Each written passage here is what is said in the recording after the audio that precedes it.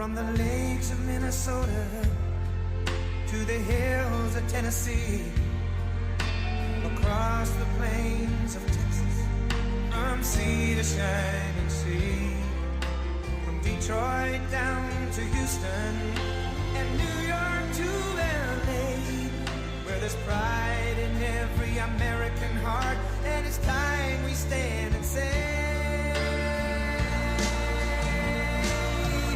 that I'm proud to be an American, where at least I know I'm free, and I won't forget the men who died, who gave that right to me, and I gladly stand up next to you and defend her still today, 'cause there ain't no doubt I love this land. God bless the USA.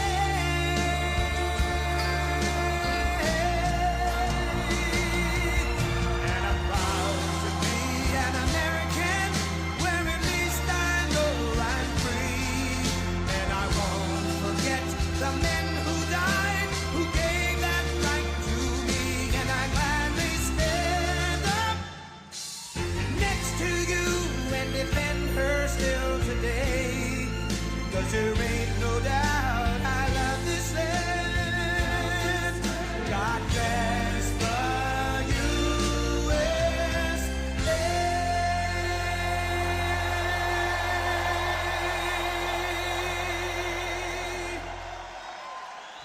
Wow, what a nice group. And I love Miami. I love to be with the people. Many of you are not from Miami, but that's okay too. And I'm thrilled to be back in magnificent Florida, Miami, Florida, with thousands of incredible business leaders and true American patriots. That's what you are. We're gathered today on the one-year anniversary of the single most consequential election victory, they say. This is them, this isn't me. I'm a very modest person. I would never say this. The single most consequential election victory in American history. It's possible. I mean, it's possible. We've done a lot. On November 5th, 2024, the American people reclaimed our government. We restored our sovereignty.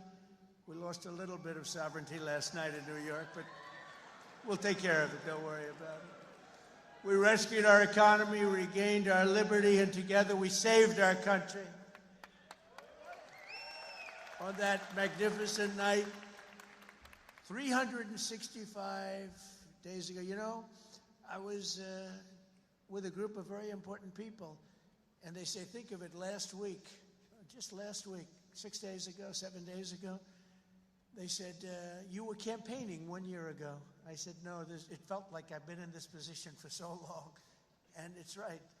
At that point, 1 year ago, I was actually campaigning. We did the McDonald's shot. Remember the McDonald's shot? We did the garbage truck shot. And actually, the McDonald's one was the biggest hit in the history of Google. Can you believe that? Number one, the garbage truck did well, but not as well. I guess there's something about McDonald's, right? But it worked, and we won a tremendous election. We won all 7 swing states. We won the great state of Florida, by the way, by 1.4 million votes, which is unprecedented. Biggest victory ever in Florida, including an 11-point victory right here in a place called Miami-Dade County. We won the popular vote for the first time of any Republican in many decades. We won the Electoral College 312 to 226. And we won 86% of the counties in America. That's a big one. 2,700 to 525. I'd say that's called a landslide, right? We got more votes from African Americans than any Republican candidate in history. We also won a record share of votes from the incredible Hispanic American community. There might be a couple of us. Biggest vote in history. And above all, we won a resounding mandate to make America great again, which is what we're doing.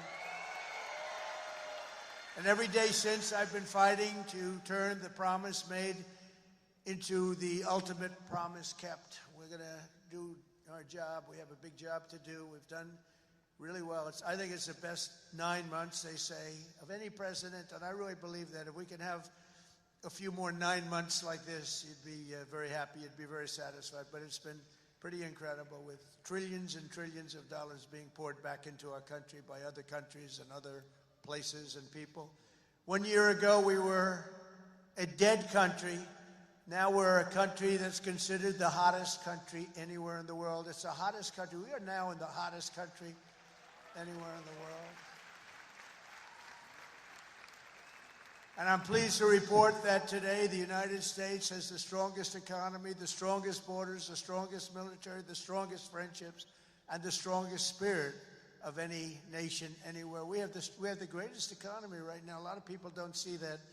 But if you look at what's happening with all the factories, AI, auto plants all over the country being built, that if you would have thought about that 2 or 3 years ago, you would have said it was the opposite. They were all leaving. Now they're all coming in. They're all coming back and then some. And I think that we can honestly say, and I think you're going to see it even more so over the next 12 months, that this is the golden age of America. This is the golden age. In the prior 4 years, crooked Joe Biden oversaw less than $1 trillion of new investment in the United States. So in 4 years, less than $1 trillion. That was not doing too good. In 9 months, I've secured commitments of over $18 trillion, and we're going to have $21 trillion within the first year. So Sleepy Joe did, think of that. In 4 years, he did less than $1 trillion. We're going to have $21 trillion in 1 year. I would say it's slightly better. Slightly, just a little bit better. The stock market is set 40-time all-time record highs, and just recently, record high, record high, record high. All of them, all of the different exchanges. GDP growth in the second quarter was an amazing, almost 4%. And as you know, they said, oh, it'll be 2% or 1%. And it's been really helped a lot by the tariffs. It's been really helped incredibly, because this is really a transition period. We went from a horrible, failed country to a tremendous success. It's a transition, and yet we did almost 4%, triple and even quadruple almost every other country anywhere in the world. Think of that. In the third quarter, we're on track to achieve an estimated 4.2, maybe more, who knows. I think if you go a couple of years out, you're going to see numbers like you've never seen, because all of these places that are now under construction, they're being built, they're going to be open, and thousands of jobs, hundreds of thousands of jobs are coming in, even building them. But when they open, that's when you're really going to see the numbers. We're building some of the biggest buildings ever built anywhere in the world. The AI buildings, they can cover, they show displays of them, they can cover the island of Manhattan. They're so big. They literally can cover the island of Manhattan. In 9 months, we've lifted over 600,000 Americans off of food stamps, which is a record. 1.9 million more American-born workers are employed today. Think of that. Almost 2 million American-born workers are employed today, more than when I took office. That's 9 months ago. Can you imagine that? And I tell Republicans, if you want to win elections, you got to talk about these facts, It's really easy to win elections when you talk about the facts. And we have more people working now than at any time in the history of our country. Right now, we have more people working. These are things you have to talk about. It doesn't just happen. You got to tell them. It's wonderful to do them, but if people don't talk about them, then you can do not so well in elections. Wages for workers are rising at the fastest pace in over 60 years. Those are workers, and that's what we love. We love the workers. Since I took office, wages for the typical factory worker are up $1,300. Construction workers' pay is up $2,200, and miners are up nearly $5,000 this year alone. And that's good, because it's not, such an extra cost to the company. It really isn't. Somebody would say, oh, what's going to cost more? The fact is that they're doing such business like they've never done. You're going to start seeing numbers coming out very soon that are going to blow your mind. Under Biden, we had the worst inflation in modern history. We had inflation that was so bad, costing the typical family about $33,000 over a period of time. Their policies send food prices up 23. They come in, you know, when I first came in, I was in for 3 days, and one of the fake news members, they're all back there. That's a lot of press. Fake news. They said, egg prices are through the roof. I was there for 3 days, and this maniac, this lunatic person, happened to be a woman. Sir, what are you going to do about egg prices? And they'd gone up like 4 or 5 times. I said, well, you just told me it has a problem. And people weren't buying Easter eggs. You believe it? I said, we're buying Easter eggs for the White House, for the egg hunt, the famous egg hunt. But within a couple of months, we got them down. We have a great Department of Agriculture headed by Brooke Rollins, and we did a great job, and we got them down to the level they originally were a long time ago. Now we have that in just about everything. And if we don't have it, we get them down. Their policies sent food prices soaring 23%, the Biden policies. And it wasn't him. It was the people surrounding him around the desk. He didn't know what the hell he was doing. Biden. How the hell did that happen? Well, I know how it happened. A rigged election. That's how it happened. Think of the damage done. Although I must tell you, but this is a much more powerful term. I mean, this is a much better term. In one way, it's bad to see how bad people... You're going to see the same thing in New York, by the way. You watch what happens in New York. Terrible. But you're going to see that same thing. And I hope it doesn't happen, but you're going to see it. Gas prices are surging to $5 a gallon, and even higher, and mortgage rates skyrocketed by 152%. But under the Trump administration, all of that is changing. Prices are coming down very fast, and we're bringing them back to the beautiful part where you can have, and you can truly say, we're talking about the American dream again. You didn't used to hear that term. You heard it during my 4 years, and then it disappeared. Now you're hearing it again more than ever. Because we had the most successful economy in the history of our country during my first 4 years. We rebuilt the economy, cut the biggest tax cut in history. We had the biggest tax cut in history, the biggest regulation cut in history. That's why we had the great economy. And now the only difference is we're doing better this time. Actually, we're going to have a bigger, better, stronger economy than the first 4 years. And that was the biggest, that was the most successful economy in history. Gasoline prices have plummeted to the lowest in 2 decades, and we're going to soon see $2 gasoline. Think of that, $2 a gallon. It was up to $4.50, $5. And you know, when you get gasoline and you get oil and gas down, it's so big, it's so massive, the importance of it, that everything else starts to follow. And that's what's happening. Grocery prices are way down, and Walmart just announced that the cost of their standard Thanksgiving meal, this is the greatest. They're greatest, they're wonderful. They come out every year with how much does a Thanksgiving meal cost compared to last year, right? And it always goes up, up, up. It's 40%, 30% more. Is 25% lower than 1 year ago. Isn't that great? That's a big deal, Rima. That's a big deal. I don't know if they care about that in Saudi Arabia, but here it means a lot. We got the princess here from Saudi Arabia. She's got a lot of cash. Serious cash, and she's a great person. So she doesn't care about the price of a turkey is down a little bit. You know, she doesn't have to worry about it. Since March, the price of eggs is down 85%. Energy prices are down, interest rates are down, despite the fact that we have a total nincompoop at the Federal Reserve. It was recommended by one of my real great people, who I'd never spoke to again. And the cost of the typical new mortgage is down by nearly $3,000 a year. Day by day, we're making America affordable again. It's going to be affordable again at a really record pace. And, you know, other people are going to take credit. All the mayors and all the governors, they're going to say what a great job. They didn't do a damn thing.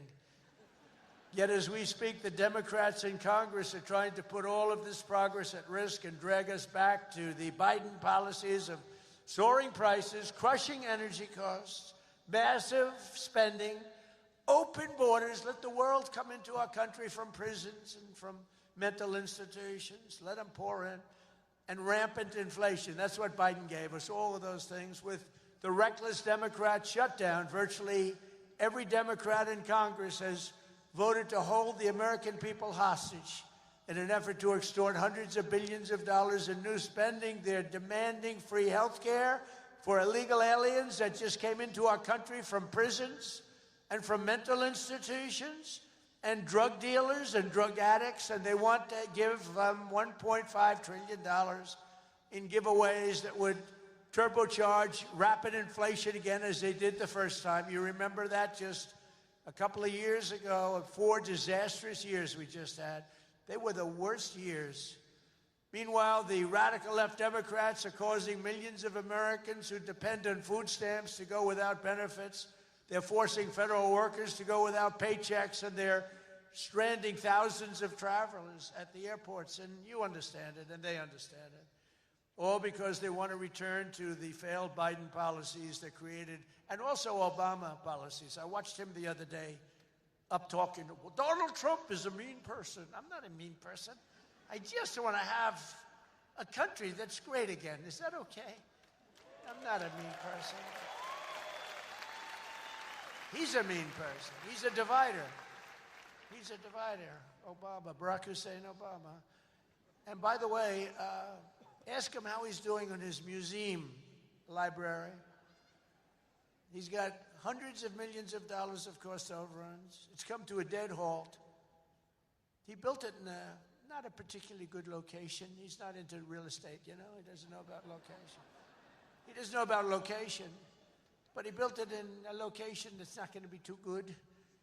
But the thing has come to a dead halt. It's way over budget. It's sort of like Gavin Newsom in California. He's got a train that was supposed to go from San Francisco to Los Angeles, which is a stupid idea because an airplane is faster. I don't care how fast it goes. And they had plenty of airplanes. San Francisco, inside San Francisco to inside right there, L.A. And what they did is they said, oh, man, this has been going on for years. It's billions and billions of dollars over budget.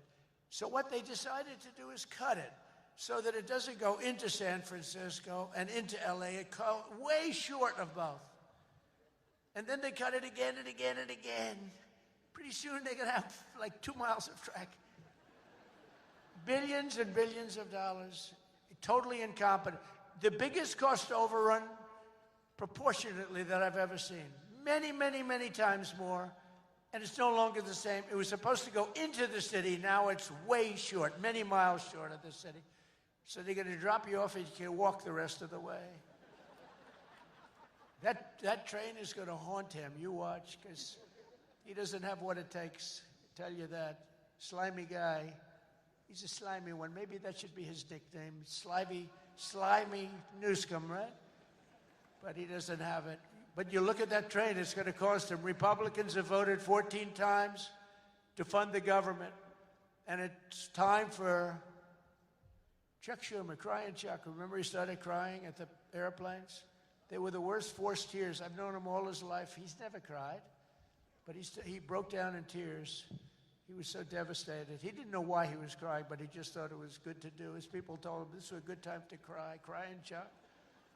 But it's time for Chuck Schumer and the radical Democrat Congress to stop playing games with the people's lives and to pass a clean funding bill that they've done 30 times before. And to reopen government immediately. Just reopen it. They don't like it to be reopened because we're setting records. They think actually, I don't think anything's going to hurt. We are so strong now that I'm not sure that anything's going to hurt. But it would be good to open it up. Take care of the people with jobs that aren't going to get paid and aren't getting paid. And no matter what, we will not let them impose their inflation-causing extremism on the American people. We're not going to pay $1.5 billion for people that came into our country illegally, okay? If you don't mind. That's what they did last time.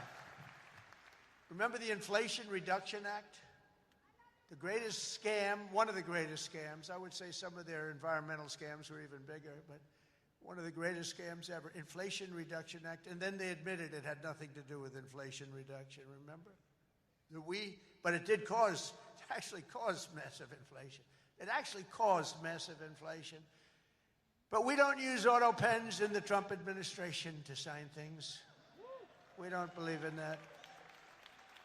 You know, I get these guys come in with these big, beautiful documents, gorgeous, beautiful, must cost a fortune. I should check the price. But, you know, a general is being made or something, you know, some big post. And they say, sir, would you sign this, please? It's going to be a 4-star general, or it's going to be a big cabinet position, or it's going to be something with medical or whatever. I take my pen and I sign it. In his case, they walk it into a room and they give it to somebody who's no idea who Biden is. But Biden doesn't have any idea who he is either. And they have a machine sign it, the auto pen. And all of the pardons, he gave thousands of pardons to people. He had no idea about it. He didn't know about it. And therefore, all those pardons are void. You know, you have to have, it's a very complicated thing if you're going to use the machine. You have to do it properly. And he didn't have any idea what was happening.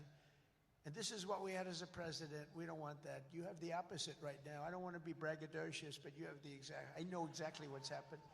If you want to see what congressional Democrats wish to do to America, just look at the result of yesterday's election in New York, where their party installed a communist as the mayor of the largest city in the nation.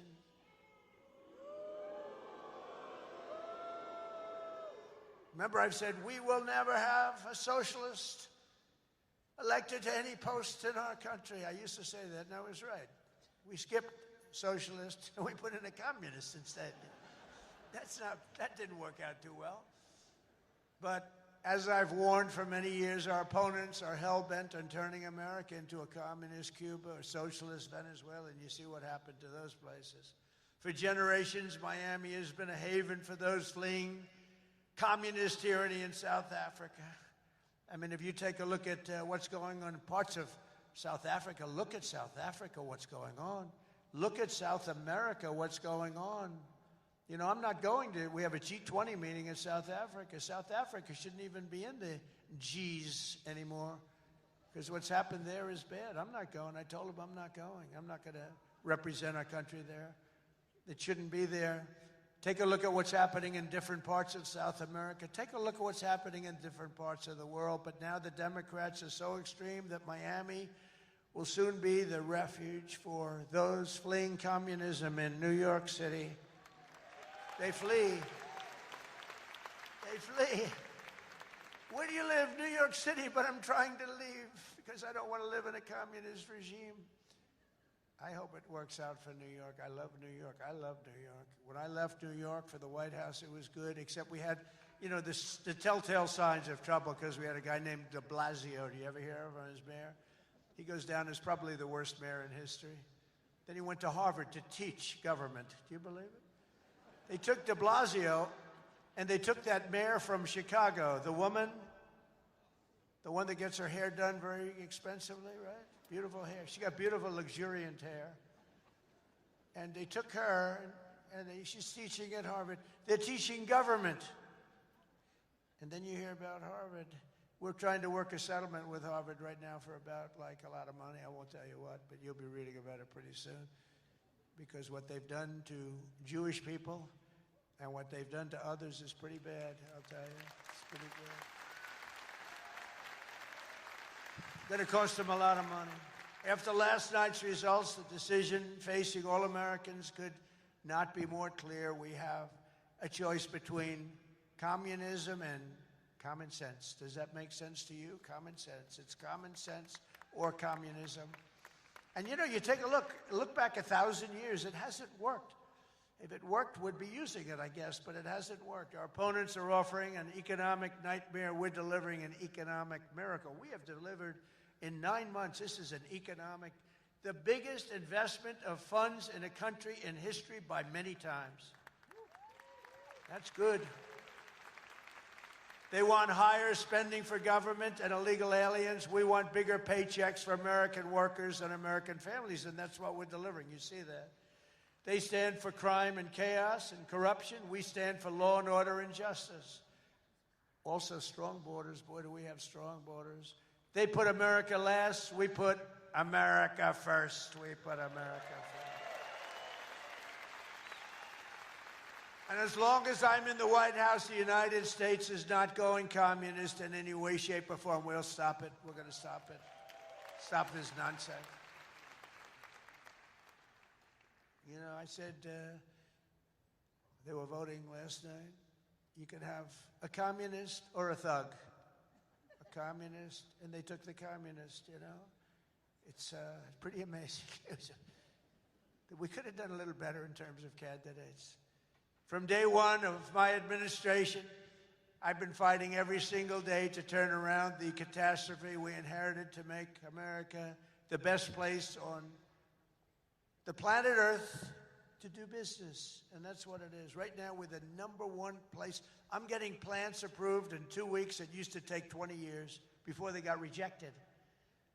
You'd have young people start off. Their whole business was getting a certain plant accepted. 22 years later, they're ready to retire, and they haven't gotten it. And then they go to a vote, and they get rejected after 22. They wasted a whole life looking for an acceptance. We do it in 2 weeks. We make sure it's good. We make sure it's great and proper, environmentally sound. It takes 2 weeks. My goal is to have the best tax rates, the lowest energy costs, the lowest regulatory burden, the most advanced technology, and the fairest trade deals anywhere in the world. You know, we're leading China. We're leading everybody by a lot in AI.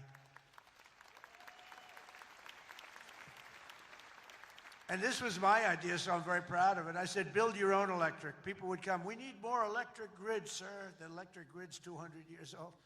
We need more electric grid. It's old.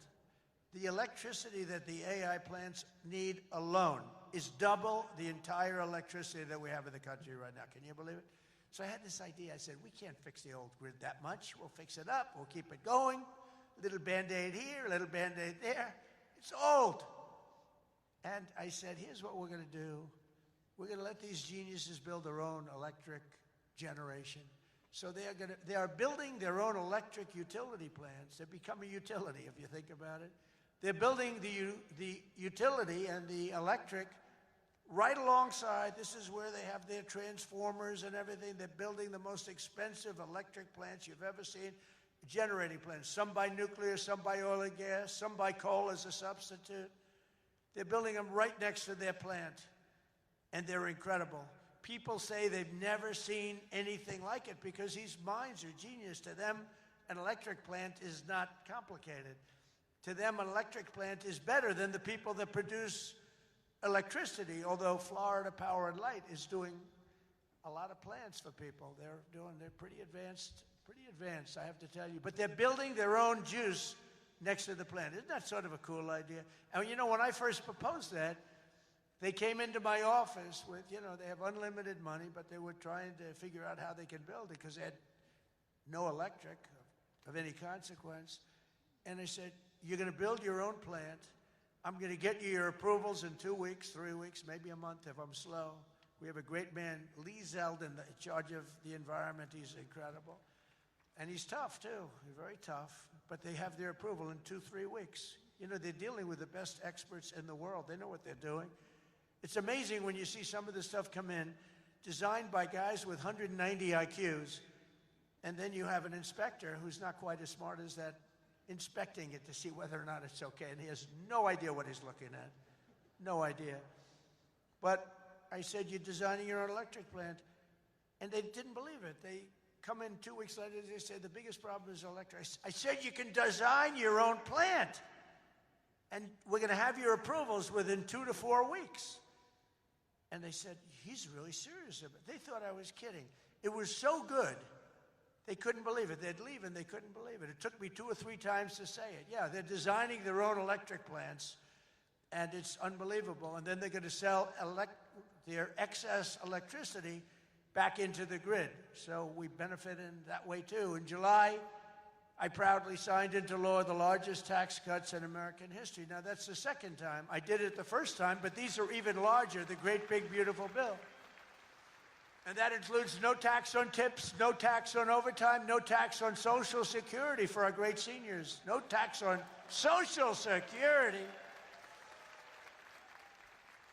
I wonder which is the most popular of the no tax on tips. You know, I was in Nevada, in my building in Las Vegas, and I had this beautiful young waitress come up to me. I never talk about beauty anymore because politically, if you mention somebody's beautiful, that's the end of your political career. So I don't mention that she was beautiful, but she was beautiful. And she came up and I said, how you doing? Oh, sir, I'm not doing well. The government is horrible on tips. I said, really? How do they tax? They tax tips? They tax us and they go after us. I've never seen anything like it. It's made my life miserable. Sir, there should be no tax on tips. She said to me, no tax on tips. I said, say it again. She said, sir, there should be no tax on tips. So we had a lot of the fake news waiting for me outside of the restaurant. So I went out and I said, ladies and gentlemen, I have an announcement to make. There will be no tax on tips. That's how it all started. And I won Nevada. Because, you know, in Nevada, every job is basically, you know, you're a waitress or you're working in a hotel.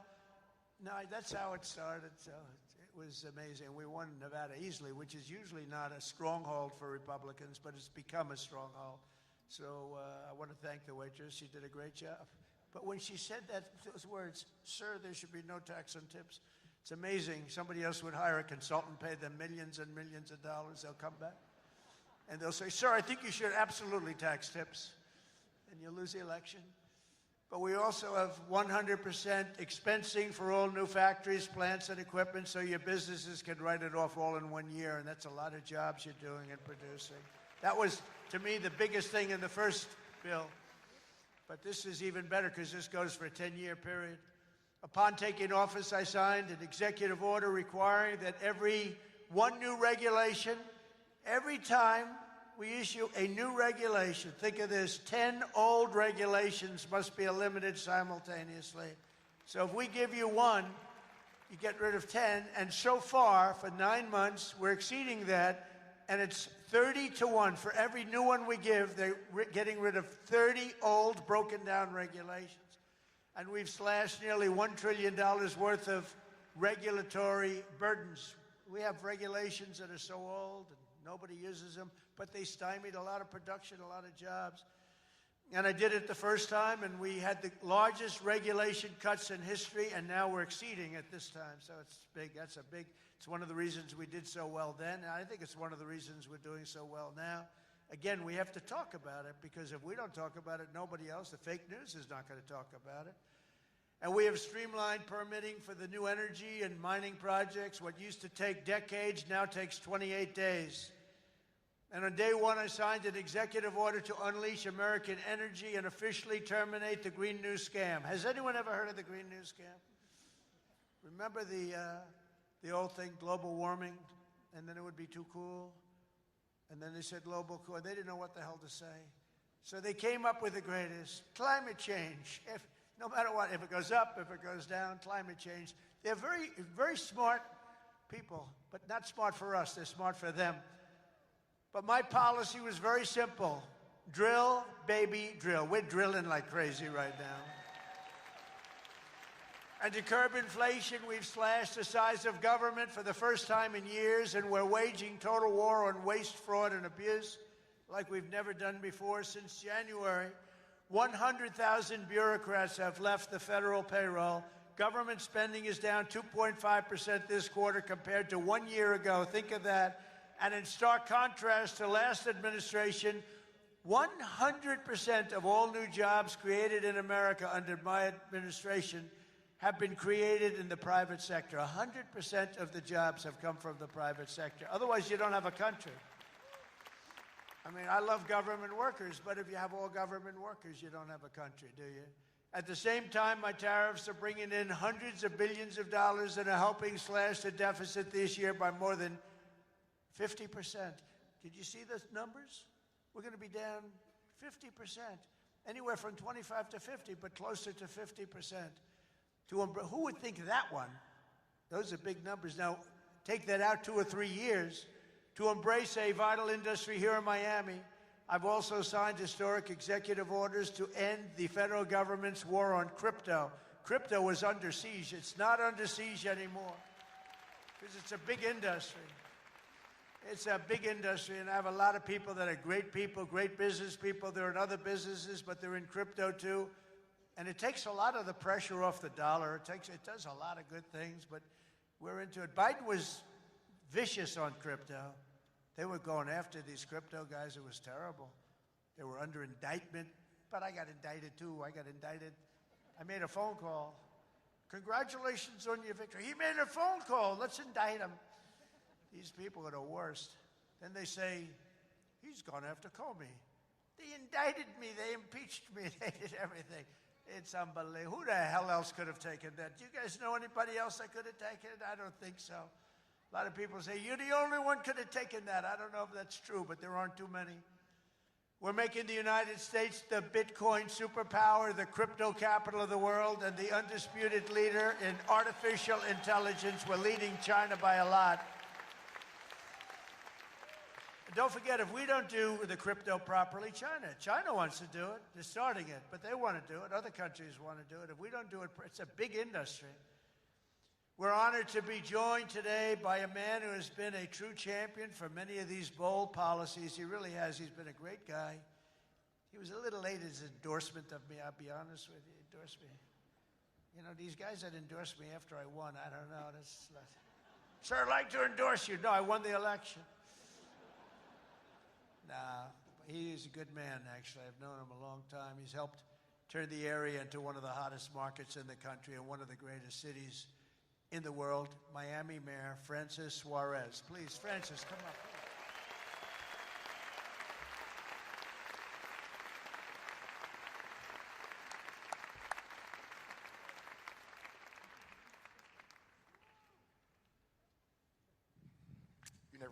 You're never gonna let me forget that one, huh? Thank you, my brother. Thank you, Mr. President. Just a little shorter than you are. Oh, it's truly a great honor to be here with you this afternoon and to have you here once again in the great city of Miami. Your leadership and your vision have shaped not only our nation, but also the future of our city. Miami's success today is rooted in the values that are deeply American: opportunity, freedom, safety, and innovation. These are values that you have championed with conviction, and they are the same values that have made Miami a symbol of what's possible.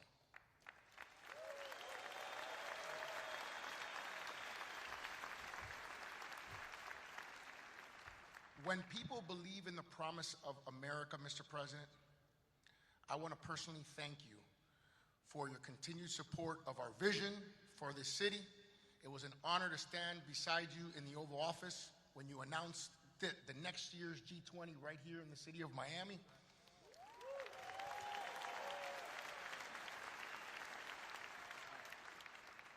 Thank you for choosing our city to host what is perhaps the most important and consequential gathering of leaders from around the world.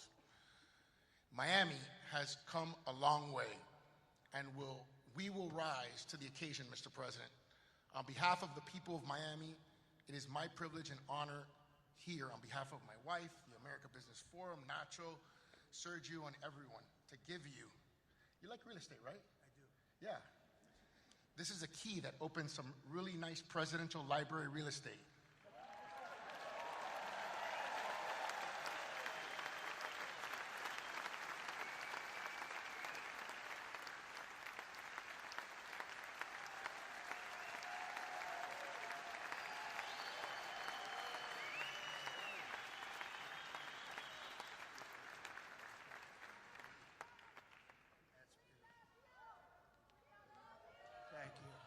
Thank you very much, Francis. I appreciate it.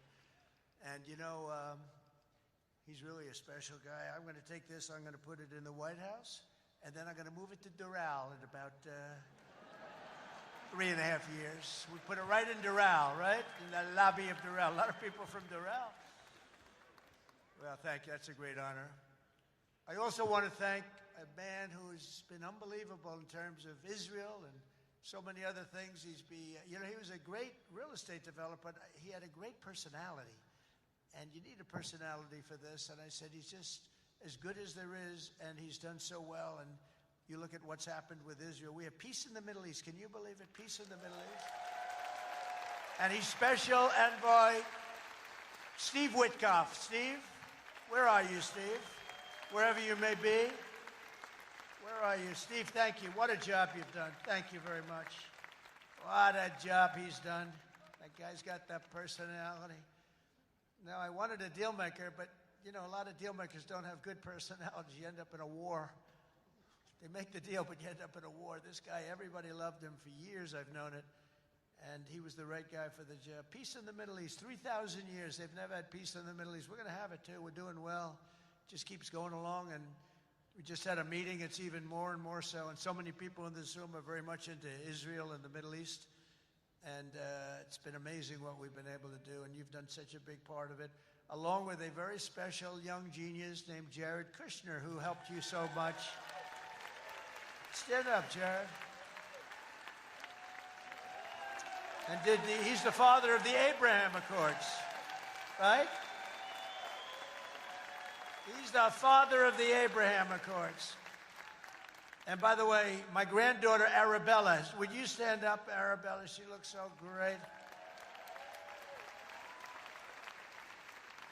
I said, how are your marks in school, Arabella?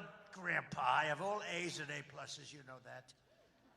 Like it was a stupid question I asked her, right? We're proud of you, Arabella. Jared, thank you. What a great job. And we have a lot of people joining now the Abraham Accords. And hopefully we're going to get Saudi Arabia very soon, but I'm not saying that. I'm not lobbying.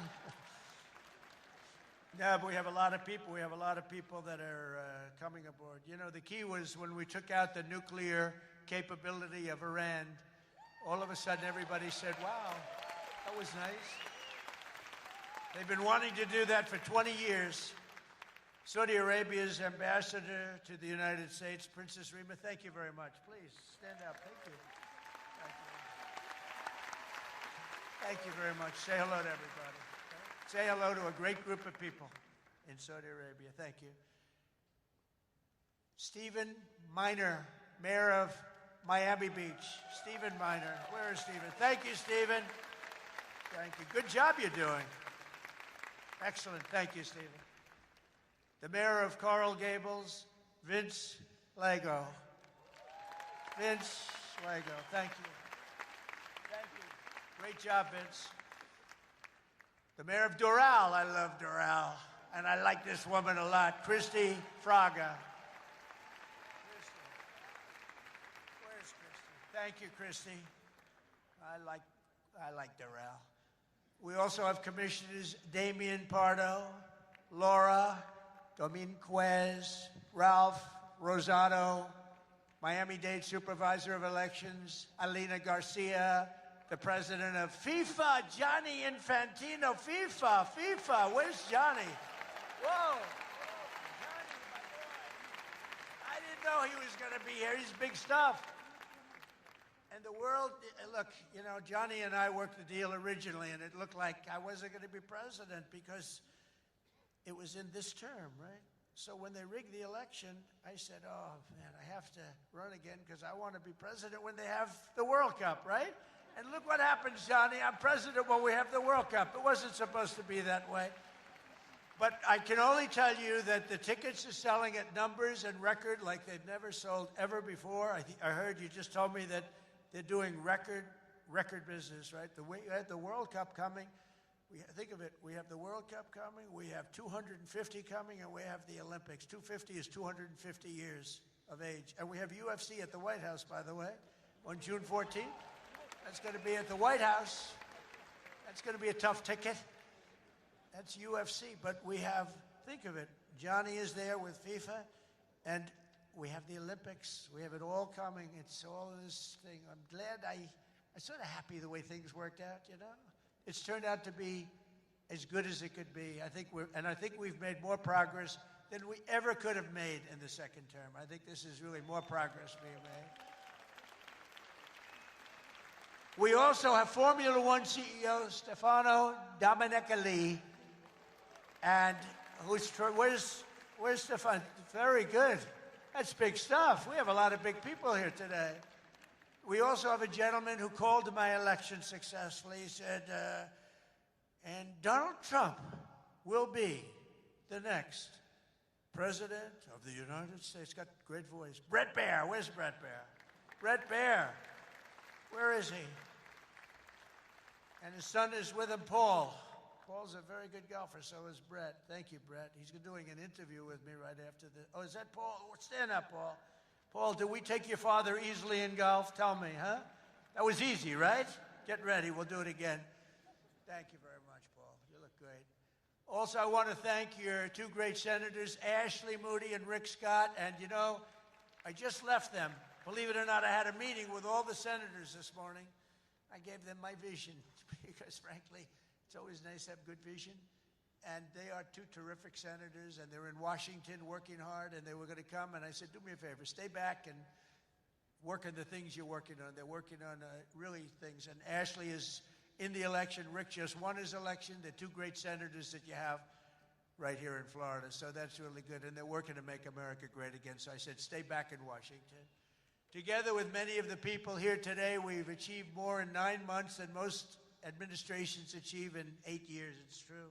We've really done a lot. We inherited the worst border in history, and within a matter of weeks, we turned it into the strongest border anywhere in the world, and they have some pretty strong borders, but we have literally no people coming through. They do come in. They come in legally. You know, we want people to come in. We want to make it real easy for them, actually, but they come in legally. So you have to know that.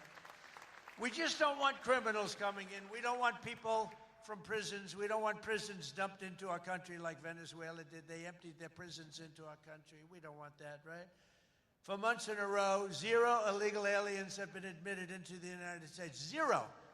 They actually announced it. This is an official 0. Remember when Biden said, I have no control over the border? Millions of people pouring through, not people that you could look at them, not that we discriminate. You could look at them and say, these are not going to be perfect for our country. They were rough people that they let in. They had 11,888 murderers, 50% of which murdered more than one people. We don't want them. We're getting a lot of them out. Hopefully we're going to soon have all of them the hell out of here. Either out of here or we have to put them in jail because they're so dangerous. Some are so dangerous we don't want to bring them out. We'll just make sure they never come back in. But this is what they were putting in our country, and it's a disgrace. On day one, I signed an executive order to designate the drug cartels as foreign terrorist organizations. We had a big, strong, positive number come out just recently. The drugs coming into our country are way down.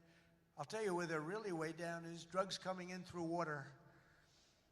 People are saying, no thanks. I don't think I want to ride in that boat today, please. We want you to take these drugs into the United States. You know what? I think I'll take a pass, sir. The drugs coming in by border are not much. Every boat that we hit kills, think of this, if it gets through, kills 25,000 Americans plus, but 25,000 Americans. Every time we hit a boat, we save 25,000 lives. Got to look at it that way. And we're arresting and removing thousands and thousands of dangerous gang members, MS-13, Tren de Aragua, all these gang members are being thrown the hell out of our country. And if you look at Washington, D.C., it's now a safe community. We're in Memphis now, and within 2 weeks, all of a sudden, it's like a safe community. It's really made unbelievable progress. And we're blowing up cartel terrorists. We're blowing them up linked to the Maduro regime in Venezuela and others. Look, it's not just Venezuela. But a lot of things are coming in. Look, Venezuela emptied their prisons into our country. Nobody wants that. They emptied their prisons into our country. We're liberating our cities from the scourge of violent crime, making our country safe and beautiful again. We're starting in our capital, Washington, D.C., which right now you can walk through the middle of Washington. You have no problem. 6 months ago, that wasn't the case. 1 year ago, it was a disaster. But law enforcement, our military has done an incredible job, actually. It's a safe, very, very safe city again. And it's been beautified. We're putting new medians in. We're covering the roads with nice, clean, beautiful asphalt. We're redoing the grass in the parks. It's really becoming beautiful again, and it's safe. We don't get calls that, think of it, call to the parents, your son, sir, has been killed. He came to see the Lincoln Memorial, and he's dead. No, that's not happening anymore. We run it tough. We run it very tough. Sometimes you have to be a little tough to get rid of. These are thugs. These are bad people. We're bringing them the hell out of our country where they came from. We renamed the Department of Defense to the Department of War. And well, if you think about it, after the Second World War, they changed it to defense, right? So we won the First World War. We won the Second World War. We won everything in between and everything before. Never lost a war. We still don't lose wars. Sometimes we don't fight to win. You know, we'll stay around the country for 15 years, just bomb the hell out of everybody, make everybody miserable. Nobody knows why we're there, you know, the wars that never end. But we made it clear that the days of political correctness in our military, they're over. We don't want to get into wars. I rebuilt the military. We have the strongest military by far in the world. We make the best equipment, the best missiles, the best rockets, the best everything. We redid our nuclear. We're the #1 nuclear power, which I hate to admit because it's so horrible. It's such a horrible situation if it ever has to be used. Russia's second. China's a distant third, but they'll catch us within 4 or 5 years. They want to catch us, and they'll be able to catch us. And we're maybe working on a plan to denuclearize the three of us, so we'll see if that works. But we have the strongest military anywhere in the world by far. We're investing $1 trillion in the United States Armed Forces this year. It's the biggest amount we've ever invested, and the spirit of service members is soaring like never before. We used to have recruiting shortages a year ago. You remember, you couldn't get people to join our military all around the world. You couldn't get them to rejoin. You just couldn't, no matter what you do. That we were way short. Now you can't get into our military. The waiting list, you have waiting lists to get into our military because we have spirit in our country. And all around the world, America is making peace, and we're really making peace through strength because they know they're not going to mess around with us. Nobody's going to mess around with us. You saw what happened. We made a deal with China last week, and we made a deal with Japan last week. We made a deal with Malaysia. They helped us so much. All great economic deals, all great. Great for everybody. In 8 months, I ended 8 wars, including Kosovo and Serbia. The Congo and Rwanda, that was going on for a long time. Pakistan and India. You know, I was in the midst of a trade deal with both of them. And then I read on the front page of a certain newspaper, I said, I don't know, mention the newspaper because it's usually fake news. But I heard they're going to war. 7 planes were shot down. An 8th was really badly wounded. But 8 planes were shot down, essentially. And I said, this is war. And they were going at it.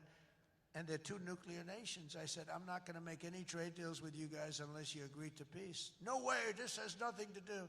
I said, it has everything to do. Your nuclear powers. I'm not trading with you. We're not making any deals with you if you're at war with each other. A day later, I get a call. We've made peace. They stopped. I said, thank you, let's trade. Isn't that great?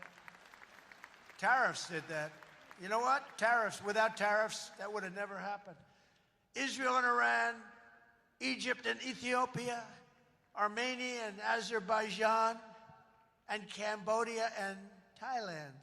All of them were in war, starting war. Some of the wars were 32 years old. One was 38 years old. Amazing. They tried to, President Putin, I spoke to him 2 weeks ago, and he said, on the one, he said, we've been trying to settle that war for 10 years. We weren't able to do it. You got to settle. I got some of these things settled in an hour. No help from the United Nations at all. The only thing I got from them was a blank teleprompter. Remember I went up there, Princess?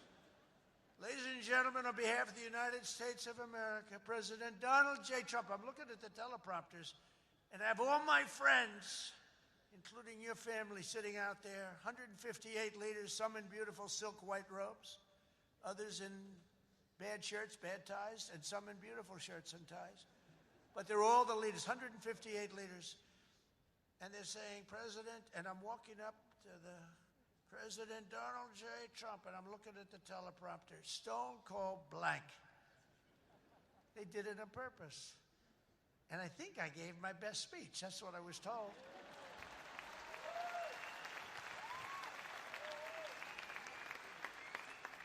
But it still wasn't a great feeling. I'm walking up very slowly. You know, I'm 20 feet. I'm trying to walk slowly because I see it's not working. They're dead.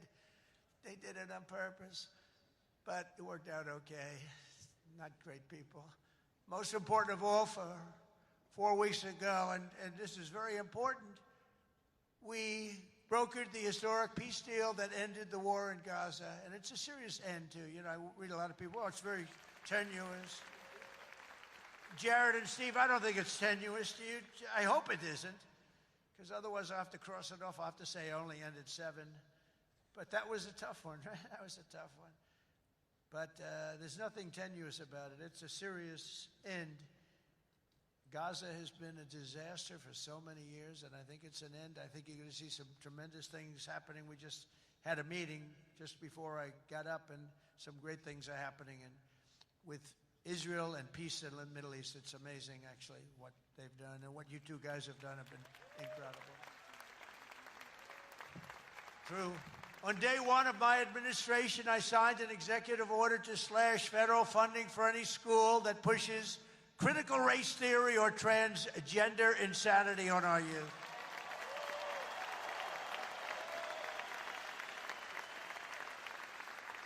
And we completely banned the chemical and surgical mutilation of our children. Think of that. Can you imagine somebody 15 years ago saying we stopped the surgical mutilation of our children? We stopped the chemical mutilation of our children. Can you imagine that? They would have said, this guy's crazy. And now you're saying, thank you very much, because you know it's true. How about this one? We got men out of women's sports. It's over. It's over. Men out of women's sports. They had a race here, the long distance, I don't know what the hell, a race, one of these all-day races. They had the top women, the top men. The man won by 5 hours and 18 seconds, okay? What the hell? How about the weightlifting? 218 pounds by women. That's a lot to lift over your head, Rima. I don't know if you might be able to do it. 218 pounds or whatever was the record. A man beat the record by 100 pounds. It stood for like 17 years or something. A man beat the record by 100 pounds. He was a failed male weightlifter, but as a female, he did very well. That's a record that won't. This is a thing that stood. They'd put a quarter of an ounce and a quarter of an ounce on each head. 18 years the record stood. Then a guy comes along, ping, ping. This is these people are crazy. And Mandami, whatever the hell his name is in New York. No. He thinks it's wonderful to have men playing in women's sports. The swimming's good too, you know. You know the story. Records are being beaten by numbers that nobody's ever seen, nobody ever thought possible. But a lot of those records are being changed back to where they should be. And I made it the official policy of the United States government that there are only 2 genders, male and female.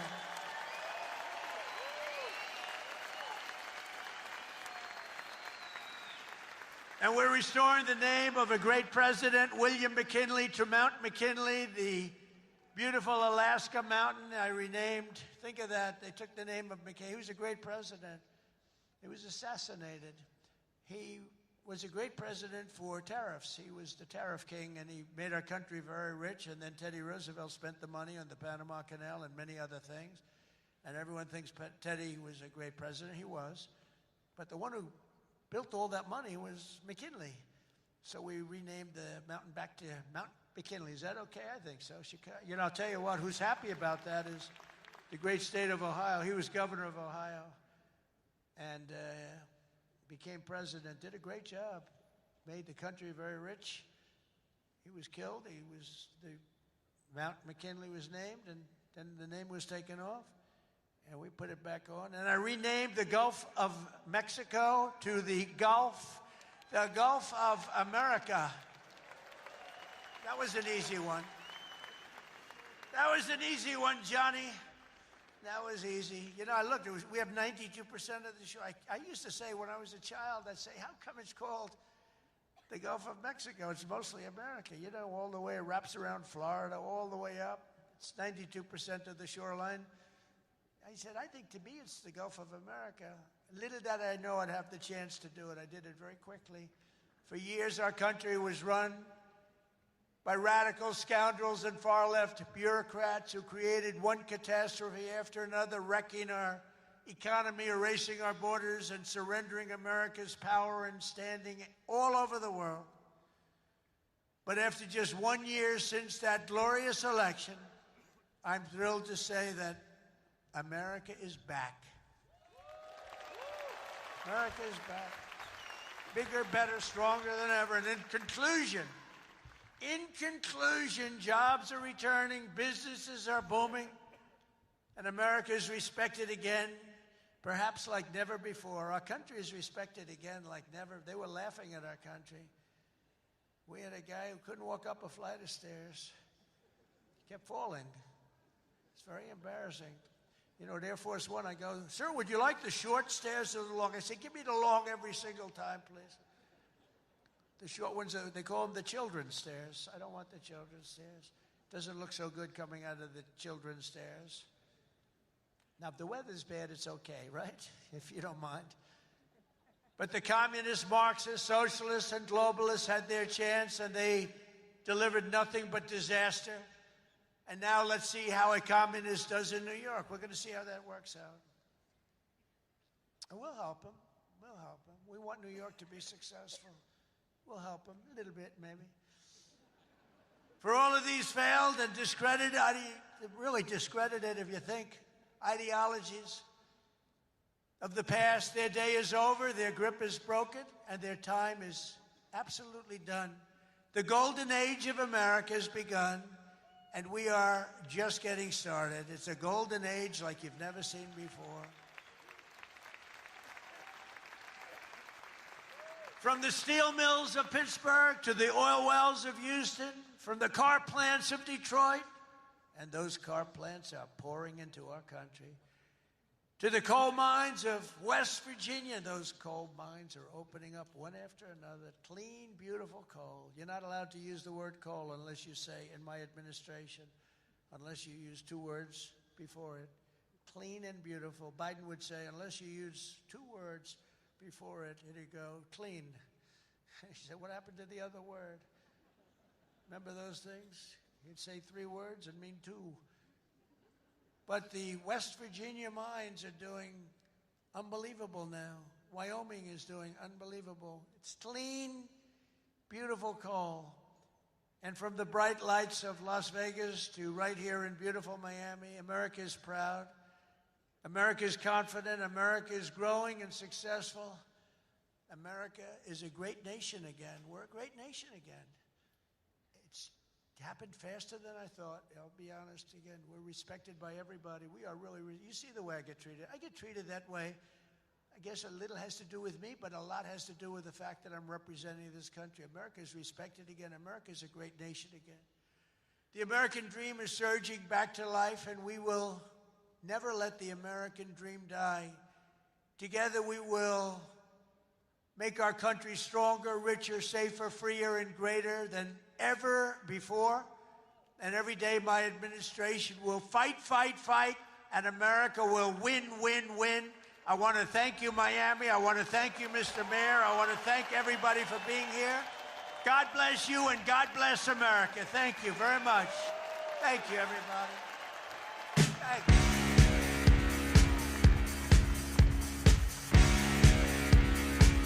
Thank you.